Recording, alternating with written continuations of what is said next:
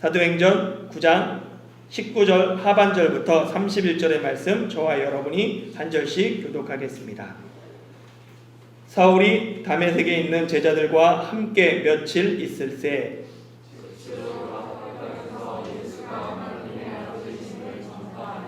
듣는 사람이 다 놀라 말하되 이 사람이 예루살렘에서 이 이름을 부르는 사람을 멸하려던 자가 아니냐. 여기 온 것도 그들을 결박하여 대제사장들에게 끌어가고자 함이 아니냐 하더라.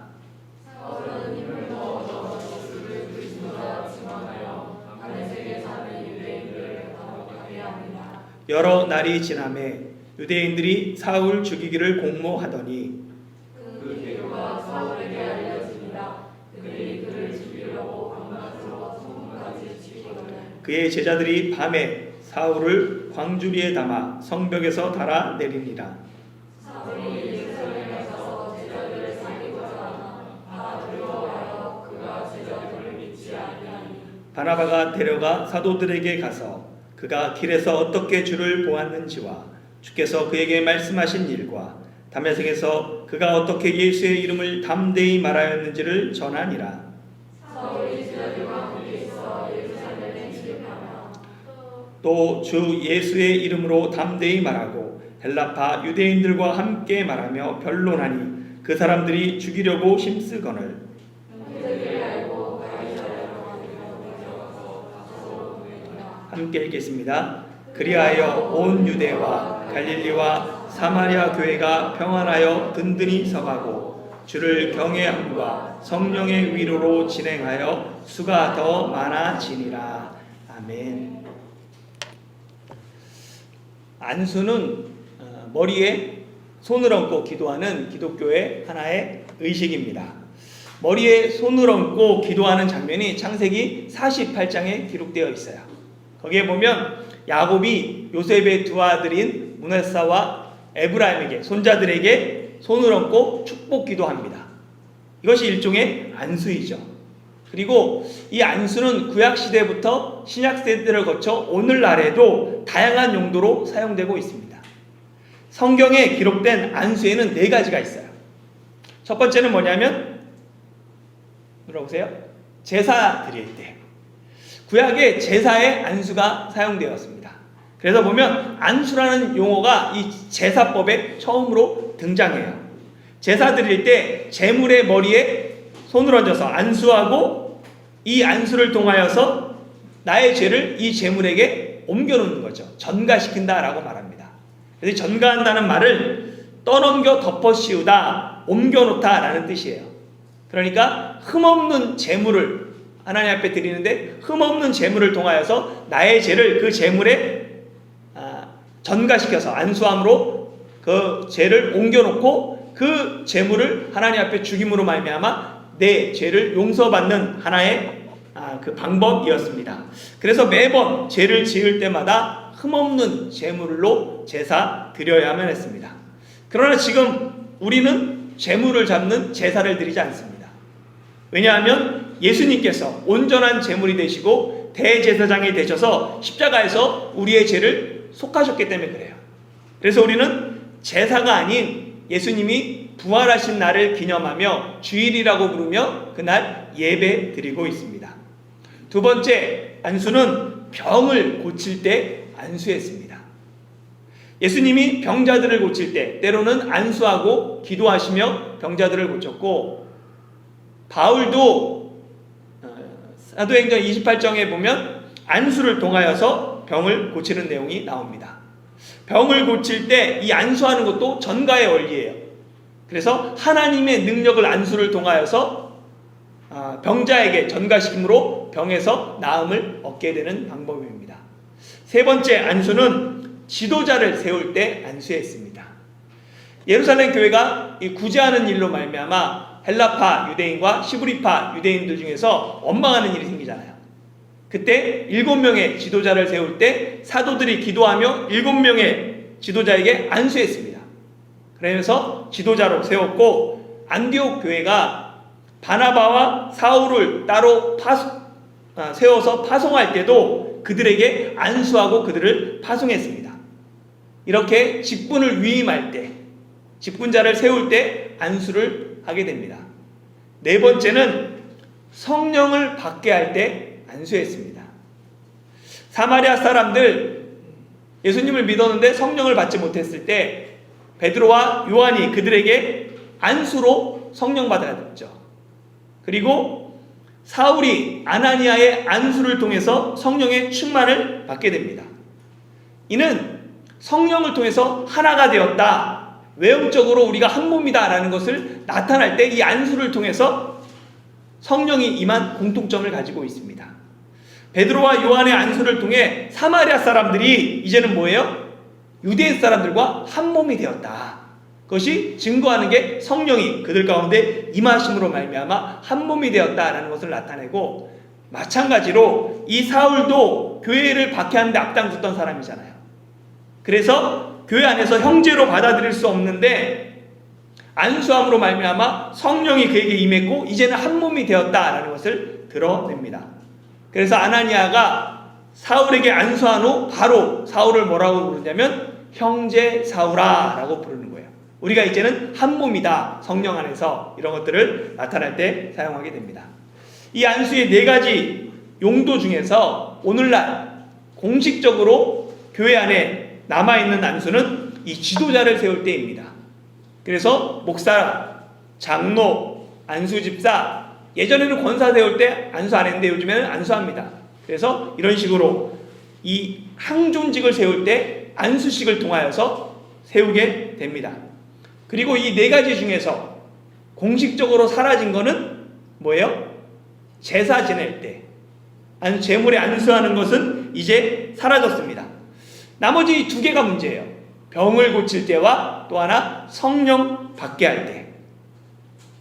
한때 이 한국교회에 우후죽순으로 기도원이 생겼던 적이 있습니다. 난립했던 적이 있어요. 지금도 기도원이 많은데 그 당시에는 웬만한 산에 가면 이름 모를 기도원, 수련원 이런 것이 웬만한 산에 다 있었어요.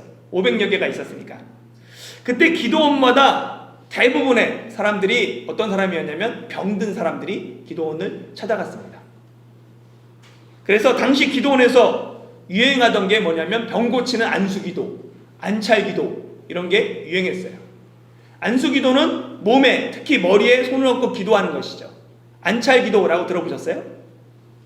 이 안찰은 뭐냐면 예전, 지금 성경에는 없는데요, 개역 한글판에 보면 열왕기하 13장 16절에 보면 엘리사가 자기 손으로 왕의 손을 안찰하고 라는 말이 있습니다. 그래서 여기에 착안한 기도로 안찰하면서 때리면서 기도하는 기도예요. 현재 개역 개정판에는 이 안찰이라는 단어를 사용하지 않습니다. 성경에는 없는 단어가 되었어요. 지금은 엘리사가 자기 손을 왕의 손 위에 얹고 라고 번역하고 있습니다. 그러니까 이 한자, 이 안찰이라는 말은 원래는 상대의 신체에 손을 얹는 행위, 어루만지는 행위를 안찰이라고 번역했던 거예요. 그런데 이것이 변형되어 때리고 찌르고 누르고 칼키는 육체를 해하는 그러한 기도의 방법이 된 것입니다. 이 안찰 기도를 통해 병을 고칠 수 있다라고 주장했던 첫 번째 사람은 누구냐면 그 신앙초를 만든 박태선입니다. 박태선 이후 세계에서는 이런 기도가 없어요. 근데 한국에서는 안찰 기도가 자리를 잡게 됩니다. 그래서 기도원에서 안찰을 통해서 병을 고쳤다라는 소문이 퍼지면 전국에 있는 불치병 환자들이 그 기도원에 몰려드는 거예요. 지푸라기로 잡는 심정으로 기도원에 가서 기도하며 계속해서 병 낫기를 위해서 기도했습니다. 그런데 기도원에서 안찰을 통해서 나은 사람보다 오히려 병이 악화되어서 죽는 사람들이 더 많아지는 거예요. 그런 말미암아 이게 사회적으로 큰 문제가 발생했습니다. 그 당시 가장 큰 문제를 일으켰던 그 이단이 됐던 그곳이 어디냐면 할렐루야 기도원의 김계화 원장입니다. 제가 이분이 지금 뭐하고 있나 살펴봤어요. 그랬더니 깜짝 놀랐습니다. 지금도 기도원에서 역시 변함없이 안수를 하고 있더라고요. 그런데 보니까 기상천외한 이름의 안수를 만들었어요. 신체 부위별로 다 안수가 있습니다. 그래서 당연히 머리 한 수, 눈 한 수, 팔 한 수, 아픈데 다 안수가 있고, 뭐도 있냐면 총기 안수, 약간 지혜가 부족한 사람들에게 총기 안수도 있고, 그 면봉에 액체를 묻혀서 코에 꽂아서 생기 안수, 생기를 불어넣은 것처럼, 그리고 누에 효소 안수, 죽은 자가 하나를 먹으면 살아난다는 공진단 등 여러 가지를 만들어서 팔고, 신체 부위로 안수할 때마다 10,000원씩 받는 것이 이렇게 하고 있더라고요. 인터넷 검색해 보니까 이 김기아 씨 외에도 전국에서 여러 단체가 안수 기도로 병을 고친다, 안찰 기도로 병을 고친다 하는 곳을 여러 군데 찾을 수 있었습니다. 며칠 전 한국의 은혜의 강교회 기억하십니까? 그 분무기로 소금물을 입에 뿌리면서 코로나 바이러스를 예방할 수 있다고 했던 그 교회가 그 코로나19 집단 감염이 발생했죠. 그런데 이 교회가 치유사역으로 유명한 교회였습니다. 그래서 목사님이 보니까 예배 때마다 예배 후에 병든 사람들 다 성도들을 위해서 기도해 줬어요. 안수해주고, 또 보니까 안찰해주고 이렇게 했더라고요. 그래서 쭉 줄을 세워놓고 이것이 뉴스로 보도가 되었습니다. 그리고 아이러니하게도 이 목사님이 이단에 관한 책을 쓰셨더라고요, 작년에. 그래서 이단 분별 전문가다라고 알려져 있습니다. 제가 볼 때 이단의 위험성이 있는 분이 이단을 분별하는 참 이상한 세세 가운데 우리가 살고 있구나라는 생각을 하게 되었습니다. 그렇게 마지막이 가까울수록 우리는 시험에 들지 않게 깨어 기도하라는 주님의 말씀을 붙잡고 항상 기도하며 깨어 있어야 돼요. 어느 것이 진리이고 어느 것이 옳은 것인가, 성경 안에서 기도하며 그것들을 분별할 필요가 있습니다. 사울은 아나니아의 안수를 통해 즉시 눈에서 비늘 같은 것이 벗겨졌어요. 다시 보게 되었습니다. 그리고 아나니아를 통해서 주님이 나를 왜 부르셨는지를 깨닫게 되었어요. 예수님의 이름을 전하라는 그 사명을 깨달은 즉시 사울은 예수님의 이름을 증거하게 됩니다. 그래서 바로 보면 몸이 강건해지자마자 제자들과 함께 며칠 있는 동안에 즉시로 각 회당에서 전도하기 시작했다라고 성경은 이야기합니다. 사울이 다메섹의 회당들을 다니면서 전파했던 그 내용이 20절과 22절 말씀입니다. 같이 한번 읽어볼까요? 시작. 즉시로 각 회당에서 예수가 하나님의 아들이심을 전파하니 사울은 힘을 더 얻어 예수를 그리스도라 증언하여 다메섹에 사는 유대인들을 당혹하게 하니라. 아멘. 사울은 예수님을 누구라고 전파했습니까? 예수님을 하나님의 아들이시다라고 전파했고, 예수님이 그리스도다라고 증언했습니다. 이것이 복음의 핵심입니다. 예수님이 그리스도시며 살아계신 하나님의 아들이다라는 이 고백은 마태복음 16장 16절 누구의 고백이었어요? 베드로의 고백이었죠. 복음서의 핵심이 뭡니까? 예수님이 그리스도시다, 하나님이 보내주신 메시아다, 그리고 그분이 하나님의 아들이시다라는 것입니다. 이는 요한이 복음서를 통해 알리고자 했던 핵심 내용입니다. 요한복음 20장 31절 오직 이것을 기록함은 너희로 예수께서 하나님의 아들 그리스도이심을 믿게 하려 함이요 또 너희로 믿고 그 이름을 힘입어 생명을 얻게 하려 함이니라. 요한이 복음서를 기록한 가장 첫 번째 목적은 뭐냐면 예수님이 하나님의 아들이시다, 예수님이 그리스도시다, 이것을 믿게 하기 위함입니다. 유대인들은 예수가 하나님의 아들이다 라는 사실을 받아들일 수 없었어요. 그래서 예수님을 신성 모독으로 처형했습니다. 사울도 예수님이 하나님의 아들이시며 그리스도라고 생각하지 않았어요. 그래서 예수가 하나님의 아들이다, 그리스도라고 전하는 사람들을 잡아들이는 일에 앞장섰습니다. 그런데 사울이 부활하신 예수님을 만났어요. 부활하신 예수님이 그를 찾아오셨습니다. 그의 눈에 비늘이 벗겨지면서 사울은 알게 되었어요. 예수님이 하나님의 아들이시구나, 예수님이 바로 그리스도라는 것이 믿어졌습니다. 그래서 사울은 즉시로 다메섹의 각 회당을 돌아다니면서 예수님이 하나님의 아들이십니다, 예수님이 그리스도이십니다 라고 증언했던 것입니다. 이런 사울의 모습은 다메섹의 유대인들에게는 너무나 황당한 일이었어요. 다메섹의 유대인들은 예루살렘에서 소문을 듣습니다. 사울이 믿는 사람들을 잔혹하게 잡아들인다, 멸하고 있다라는 소문을 들었어요. 그리고 그가 대제사장에게서 공문을 받아서 지금 다메섹으로 오고 있다, 여기 있는 사람들도 잡아가려고 오고 있다, 그 소문이 들리니까 그리스도인들은 무서워했지만 유대인들은 기다리고 있었죠. 그가 와서 이 사람들을 잡아가기를. 그런데 그가 오자마자 뭐를 하냐면 회당으로 가서는 예수가 바로 하나님의 아들이시다, 예수가 그리스도다라고 오히려 예수님을 전했던 것입니다. 이에 유대인들은 당혹감을 느끼며 여러 날이 지난 후에 유대인들은 사울을 죽이려고 공모합니다. 사울을 죽이기 위해 밤낮 성문을 지켰죠. 이에 사울의 제자들이 몰래 밤에 사울을 광주리에 담아서 성벽에 달아내려서 다메섹을 사울이 탈출하게 됩니다. 그리고 예루살렘에서 제자들을 사귀고자 했다라는 것이 25절, 26절까지의 내용입니다. 이 사도행전만 보면 사울이 다메섹 가는 길에 예수님을 만나고 다메섹에 들어가서 복음을 전하고 유대인들이 사울을 죽이려고 하니까 다메섹을 탈출해서 예루살렘으로 갔다. 이것이 비교적 짧은 시간처럼 보여요. 긴 시간처럼 안 보이잖아요. 그러나 갈라디아서의 내용을 보면 사울이 예루살렘에서 다메섹에 갔다가 그 중에 중간에 예수님을 만나고 다시 예루살렘에 돌아온 사건은 최소 3년의 시간이 지난 후의 이야기입니다.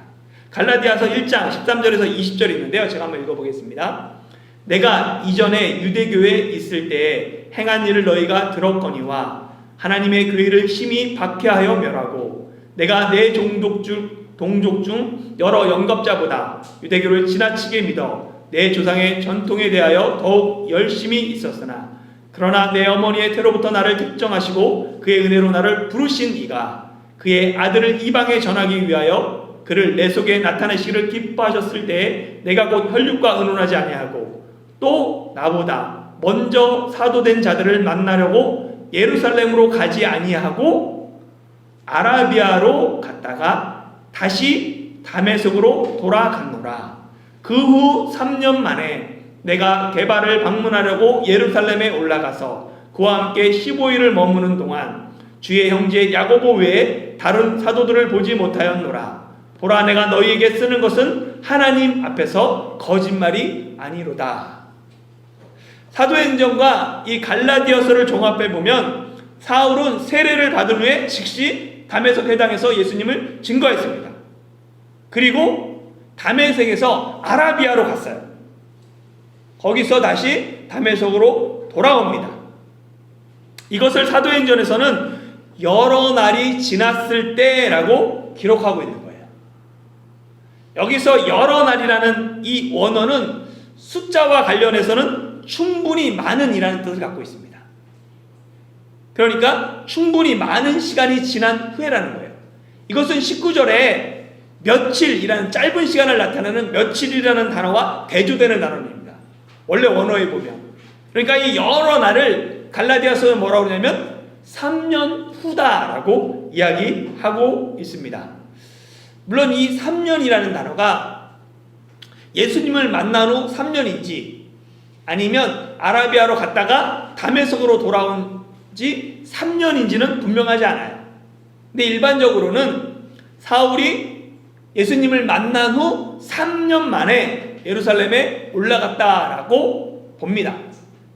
그러니까 3년 전에 흩어진 사람들, 믿는 사람들, 그들을 잡기 위해 혈기왕성한 모습으로, 등등한 모습으로 다메섹으로 떠났던 그 사울이 3년 만에 예루살렘에 돌아왔는데 돌아와서 예수가 하나님의 아들이요 그리스도라고 증언하는 자로 변화되어서 돌아왔다는 거예요.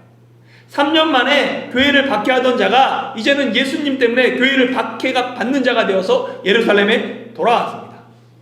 이런 그의 변화를 말을 누구 하나 믿어주지도 않고 반겨주지도 않았어요. 사도행전 9장 26절 27절 읽어볼까요? 시작.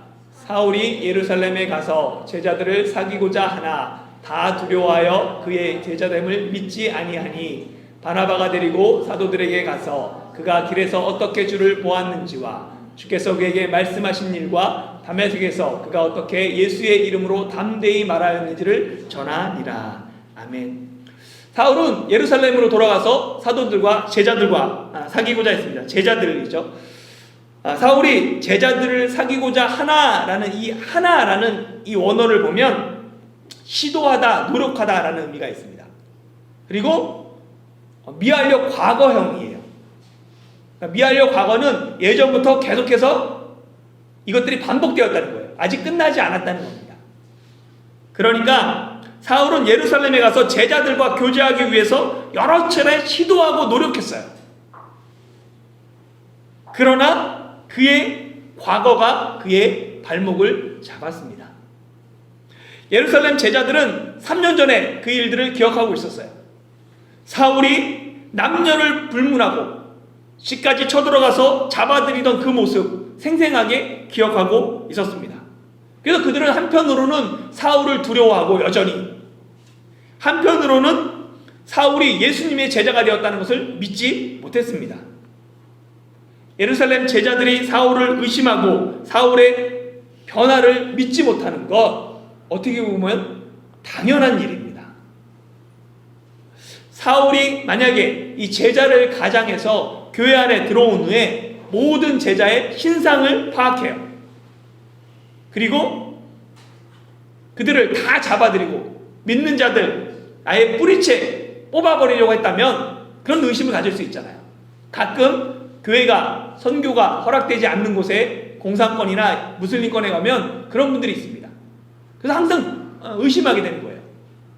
이 사람이 혹시 교회를 멸하기 위해서 가장해서 들어온 것이 아닌가? 의심할 수밖에 없는 상황입니다. 그래서 누구 하나 사울에게 손을 내밀지 않아요.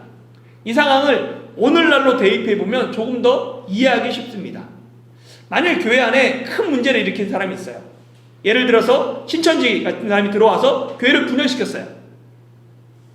아니면 교회에서 성적인 문제를 일으킨 사람이 있다고, 아니면 교회에서 큰 사기를 친 사람이 있어요. 그래서 교회가 그로 말미암아 많이 흔들렸어요. 어려웠어요. 근데 몇 년 후에 그 사람이 나타나서 이제 나 새로운 사람이 되었으니 교회에 들어갈 수 있게 해주세요. 일원이 되고 싶습니다. 그러면 교회는 어떻게 해야 될까요? 과연 그 사람을 쉽게 받아줄 수 있을까요? 쉽지 않은 문제입니다. 왜냐하면 진정한 교제가 되기 위해서는 신뢰가 바탕이 돼야 돼요. 신뢰가 바탕이 되지 않으면 피상적으로밖에 교제가 되지 않습니다. 공동체는 온전한 공동체를 이루지 못해요. 잘못에 대해서 회개하면 교회는 어떻게 돼요? 용서해 줍니다. 그런데 용서와 신뢰는 다른 거예요. 용서는 해주지만 신뢰하기 위해서는 진정한 삶의 행실이 따라야 하는 것입니다. 진정한 변화가 다른 사람들이 인정해야 될 수 있는 거예요. 누구 하나 선뜻 사울에게 손을 내밀지 못하고 있을 때 바나바가 사울을 사도들에게 소개하죠. 바나바 기억하십니까? 사도행전 4장에 처음으로 등장했죠. 구브라라는 곳에서 난 레위 족속으로 원래 이름은 요셉인데 그가 위로의 사람이라서 사도들이 그의 이름을 바나바라고 불렀던 거예요. 그러니까 위로하는 은사가 있었어요. 그리고 사도행전 11장 24절에 보면 바나바는 착한 사람이라 성령과 믿음이 충만한 사람이다 라고 기록되어 있습니다. 바나바는 착한 사람이에요. 그리고 소외된 사람을 위로하는 은사가 있는 사람입니다. 그렇기 때문에 모든 사람이 외면한 사울에게 먼저 손을 내밀 수 있는 몇 안 되는 사람이죠. 그러나 무엇보다도 더 중요한 건 뭐냐면 사울의 행실의 진정성이 먼저 행해져 있었다는 거예요. 그게 진정한 삶으로 변화되지 않았다면 바나바라도 사울을 돕기가 쉽지 않았을 것입니다. 사울이 예수님을 만났다고 말하면서도 삶으로는 여전히 예수 믿는 사람들을 해하고 있다면 그의 말을 들어줄 사람을, 그의 말을 믿어줄 사람은 아무도 없습니다. 바나바라도 사울에게 손 내밀지 못합니다. 결국 바나바의 도움은 사울의 행실이 진짜로 변했기 때문에 가능한 거예요. 정말 사울에게 필요한 것은 바나바나 아나니아 같이 옆에서 돕는 사람이 먼저가 아닙니다. 예수님을 만남으로 변화된 자신의 행실이 사울에겐 먼저였습니다. 단지 바나바는 돕는 역할일 뿐입니다. 바나바는 사울이 길에서 어떻게 예수님을 보았으며 예수님이 사울에게 어떻게 말씀하셨고 사울이 어떻게 예수님의 이름을 담대히 말했는지를 사도에게 전하는 돕는 역할을 했습니다. 저는 오늘 말씀을 보면서 예수님을 경험한 체험과 함께 변화된 삶의 중요성에 대해서 새삼 깨닫게 되었습니다. 처음 사울이 다메섹에서 그 공동체의 형제로 인정받는데 큰 역할을 한 사람은 아나니아입니다. 아나니아가 있었기 때문에 사울이 다메섹의 공동체의 일원으로, 형제로 받아들일 수 있었어요. 아나니아가 사울을 인정했던 것은 예수님께서 특별한 방법으로 환상 중에 아나니아에게 나타나셔서 사울을 보증해 주셨기 때문입니다. 그렇지 않았다면 아나니아도 사울을 받아들이기 힘들었을 거예요. 예수님의 특별한 방법을 통해 사울을 보증함으로 아나니아가 사울을 받아들이게 되고 다메섹 공동체가 사울을 형제로 인정하게 되었습니다. 그리고 이제 3년이 지났습니다. 이번에 예루살렘에 갈 때도 예수님께서 환상 중에 사도들에게 나타나셔서 사울을 인정해주면 아무 문제가 없을 것 같습니다. 그런데 이번에는 예수님께서 초자연적인 방법으로 사울의 삶에 개입하지 않습니다. 오히려 사울은 초현실적인 방법, 즉 자신의 변화된 삶의 행실을 통해서 내가 예수님을 만났다, 내가 예수님의 이름을 전하기 위해 택함받은 그릇이다라는 것을 입증해야 했습니다. 내가 예수님을 어떻게 만났는지, 예수님이 내게 어떻게 역사하셨는지 다른 사람에게 어떻게 증명할 수 있습니까? 그것은 말이 아닌 행실로, 나의 삶으로 확신과 신뢰를 다른 사람에게 줘야 합니다. 사울은 바나바의 도움으로 사도들 앞에 섰죠. 예루살렘 공동체의 일원으로 받아들여서 15일 동안 예루살렘에 머물며 제자들과 교제를 나눴습니다. 그 짧은 시간에도 사울은 예루살렘에 있는 헬라파 유대인들에게 복음을 증거했습니다. 사울이 다메섹에서 즉시 예수님의 이름을 담대히 말했던 것처럼 예루살렘에서도 사울은 바로 담대하게 예수님의 이름을 전했습니다. 이렇게 사울은 말이 아닌 행실로 자신의 변화와 부르심을 입증한 것입니다. 그리고 그 결과는 사울에게 또 다른 고난으로 다가왔습니다. 예수님을 전함으로 다메섹 유대인들이 사울을 죽이려고 했던 것처럼 이번에는 예루살렘의 헬라파 유대인들이 사울을 죽이려고 합니다. 그래서 예루살렘의 형제들이 사울을 가이사랴에 데려가고 사울의 출생지인 다소로 보내게 됩니다. 이런 일련의 고난이 있었지만 고난으로 복음이 위축된 것이 아니라 오히려 복음은 온 유대와 갈라 사마리아의 교회가 평안하여 든든히 서가고 주를 경외함과 성령의 위로로 진행하여 그 수가 많아졌다고 31절은 증거하고 있습니다. 오늘 본문에 나타난 사울의 복음 전도는 세 가지 특성이 있습니다. 첫 번째는 예수 중심입니다. 사울은 예수님이 하나님의 아들이며 예수님이 바로 그리스도다라고 증언했습니다. 복음을 전할 때 나의 체험을 설명할 수는 있지만 그 체험이 주가 되면 되지 않습니다. 교회를 자랑할 수 있습니다. 우리 교회가 얼마나 건강한 교회인지 행복한 교회인지 성경적인 교회인지 자랑할 수 있지만 목회자를 자랑할 수도 있지만 그것은 중심이 될 수 없습니다. 복음의 중심은 언제나 예수 그리스도이셔야 합니다. 두 번째, 담대하게 전했습니다. 사울은 사명을 깨닫자마자 즉시 담에서 각 회당을 다니며 예수님을 담대히 전했죠. 이는 예루살렘에서도 마찬가지였습니다. 예루살렘의 헬라파 유대인들에게 예수님의 이름을 담대히 말했습니다. 비록 생명의 위협을 받을지라도 죽으면 죽으리라 라는 자세로 생명을 걸고 담대하게 복음을 전한 것이 사울의 복음전도 두 번째 특징입니다. 세 번째는 고난이 따랐습니다. 사울은 예수님의 이름을 전함으로 다메섹에서도 죽음의 위기를 처했으며 예루살렘에서도 생명의 위협을 받았습니다. 이는 아나니아를 통해 사울에게 하신 말씀이었습니다. 내 이름을 위하여 얼마나 고난을 받아야 할 것을 보이리라. 그러나 고난의 위험이 있고 생명의 위협이 있지만 아직 사울이 감당해야 될 사명이 남아 있습니다. 그렇기 때문에 사울은 목숨을 잃지 않습니다. 복음을 전할 때 고난이 따릅니다. 그러나 생명을 마치기까지는 결코 사명자는 쉽게 죽지 않습니다. 사랑하는 성도 여러분, 한 사람의 회심은 천하를 얻는 것보다 기쁜 일입니다. 그러나 한 사람의 회심에 만족하면 되지 않습니다. 한 사람이 예수 그리스도의 이름으로 생명을 얻고 한 공동체의 형제 자매가 되며 더 나아가 고난을 겪을지라도 담대하게 예수님의 이름을 증언하는 증인이 되어야 합니다. 이를 위해 주님께서 사울을 부르셨으며 또한 우리를 부르셨습니다.